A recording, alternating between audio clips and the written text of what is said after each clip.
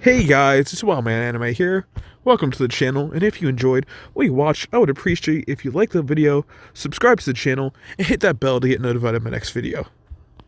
So today's what if is going to be what if Gohan and Goku turn Super Saiyan on Namek. To set the scene of a scenario, Goku has just launched a massive spirit bomb at Frieza, landing heavy damage on the galactic tyrant. As per usual, Goku celebrates with his son and friends, but this time, tragedy strikes in a different way.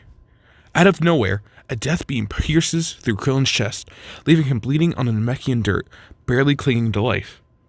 Goku rushes to Krillin, holding him in his arms, and eventually looking at Frieza from afar. While the group still remains starstruck by the Emperor's arrival, Frieza does the same exact thing we did to Krillin in the canon timeline, but his new target is Piccolo. Gohan goes to try to grab Piccolo's arm, but Piccolo shouts, "Don't, Gohan," towards the young half-Saiyan. With a malicious grin on his face, Frieza grips his hand, causing an explosion in the sky, leaving the scattered dust to float back to the ground. "I'm sorry, Mr. Piccolo," Gohan thinks to himself.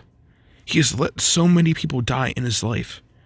First watching his uncle kill his father, then all the Z-Warriors back against Nappa and Vegeta, all the innocent Namekians, and now Piccolo, for the second time, and he believes it's all his fault. In a moment of weakness, Gohan screams in sorrow, and decides to rush Frieza head-on. There is a tinted golden glow in his aura, his hair raised, and his pupils almost faded. Frieza takes aim at the child and fires a death beam, but with Gohan's power boost, he dodges the beam, but Gohan stops in midair, hearing a roar from Goku. The beam, meant for Gohan, hit Krillin square in his chest, causing his immediate death. Gohan is then hit by an energy blast by Frieza, launching him into the water. Gohan's mind then goes blank. Gohan is awakened back to consciousness by a loud roar from Goku. He tries to think what happened, but his memory shows him another failure. He couldn't save Krillin, just like everyone else. This is enough to push Gohan over the edge. With a spiral starting to take place in the ocean, a golden glow appears, and slowly, the second Super Saiyan arises. Frieza's worst fear has manifested not in one, but in two Saiyans. The legendary Super Saiyan myth was no more. Goku and Gohan have awakened to their newfound power. I believe the rage in Gohan at this moment would push him to try to kill Frieza, like what happened with Perfect Cell. So no matter what Goku would say, Gohan would still try to charge at Frieza once again. Before we continue, I'll put the numbers on screen for power levels. Even with the death of Piccolo, I believe Goku would still have the canon power level at Super Saiyan at 150 million. With Gohan's new form this early in the series, I think he would have around 129 million power level. This would be able to best Frieza by 4 million, but likely Frieza would beat Gohan 1-1 due to his techniques, such as the Death Beam and the Death Slicer. Gohan peaked out in this arc at about 2.5 million while enraged against Frieza.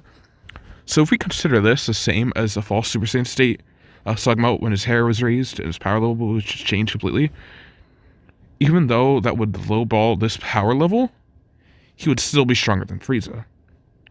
For fun's sake, let's say Frieza sees the two and immediately goes 100% out of being scared and enraged. The tyrant channels a death ball with one finger ready to hit the core of the planet, but the uncontrolled mind of Gohan at this moment would surely hit Frieza with the Masenko while charging up the attack. Frieza, heavily damaged, falls to the ground in front of Goku, begging for him to spare his life while planning to blow up the planet like in Resurrection F. I believe this would be too soon for Frieza to pull this off, so he wouldn't be cut in half yet, like seemingly no danger to anybody. Goku, without pause, throws Frieza into the air, charging up one more Kamehameha. While across the landscape, Gohan can be seen charging up his own. The two thrust both hands in front with a father-son Kamehameha. Frieza is destroyed. with no body parts left to be found and fixed by King Gold. Going back in time a little bit, on Earth, Kami and Mr. Popo have just finished collecting the Dragon Balls and have awakened Shenron to grant their wish. As King Kai begins to telepathically tell the two what to wish for, Kami feels an all too familiar feeling. Piccolo has once again been killed. I'm sorry, everyone. I failed you, the older Namekian says before fading away. Back on Namek, the two power down from the current states. Luckily, Goku hasn't used all of his Super Saiyan energy yet in this timeline, but he still is very exhausted from his earlier fight with Frieza. Goku receives a message from King Kai. I'm sorry, Goku. We couldn't make the wish in time. The whole mission to Namek has been for nothing.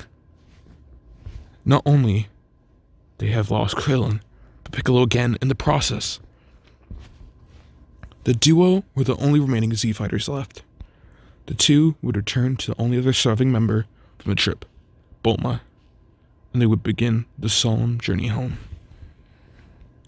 This is going to end our story for now, but before I go, let's run over some current missing events in this timeline.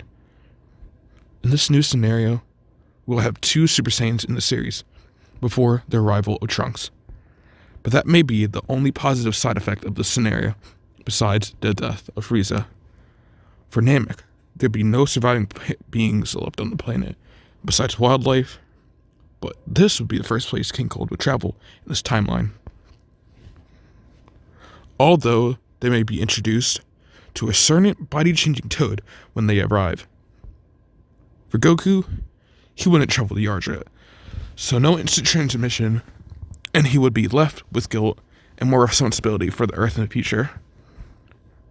And across the galaxy, the Saiyan Broly would likely never meet the main cast, unless King Cold somehow visited them.